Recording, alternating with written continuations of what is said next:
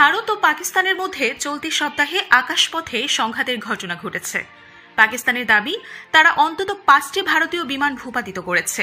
তাই অনেকেই অনুমান করেছে ভারতের 2-1 পাইলটও নিহত হতে পারেন। তবে এবার ভারতীয় বিমান বাহিনী জানিয়েছে যুদ্ধে ক্ষয়ক্ষতি স্বাভাবিক ঘটনা এবং তাদের সকল পাইলট নিরাপদে ফিরে এসেছেন।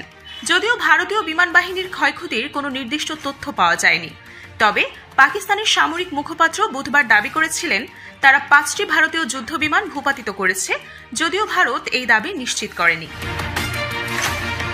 অন্যদিকে একই দিনে ভারতের কাশ্মীর অঞ্চলের 4টি সরকারি সূত্র রয়টার্সকে জানায় কেন্দ্রশাসিত অঞ্চলে 3টি যুদ্ধ বিমান ভেঙে পড়েছে।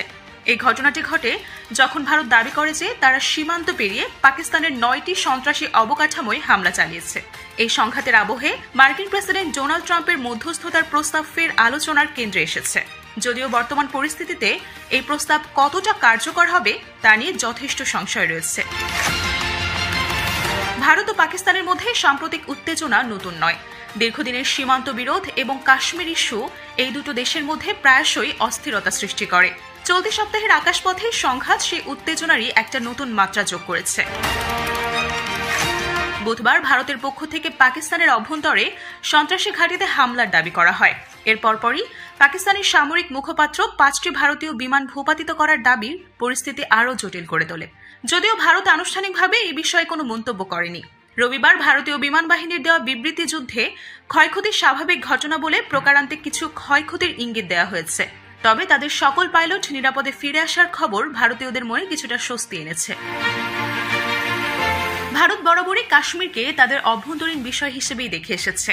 দ্বিপাক্ষিক আলোচনার মাধ্যমে সমস্যার সমাধান করতে আগ্রহী। অন্যদিকে পাকিস্তান আন্তর্জাতিক স্তরে কাশ্মীর ইস্যুর সমাধানের উপর জোর দিয়ে থাকে।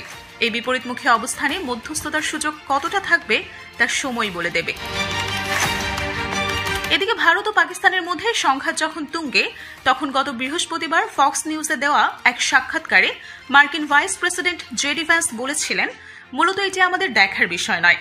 তার যুক্তি ছিল যুক্তরাষ্ট্র দুই পক্ষকে সংঘাত থেকে সরে আসার পরামর্শ দিতে পারে, কিন্তু এটি যুক্তরাষ্ট্রের যুদ্ধ নয়। যদিও 24 ঘন্টার মধ্যেই দক্ষিণ এশিয়ার সংকট নিরসনে আটঘাট বেঁধে নামেন জেডি ভ্যান্স এবং মার্কিন পররাষ্ট্রমন্ত্রী মার্কো রুবিও। কারণটা ঠিক সেই পুরনো ভয়। ভারত ও পাকিস্তানের মধ্যকার সংঘাত যদি পারমাণবিক দিকে গড়ায়। 1999 সালে কার্গিল যুদ্ধেও তৎকালীন মার্কিন প্রেসিডেন্ট বিল ক্লিন্টন একই আশঙ্কায় হস্তক্ষেপ করেছিলেন।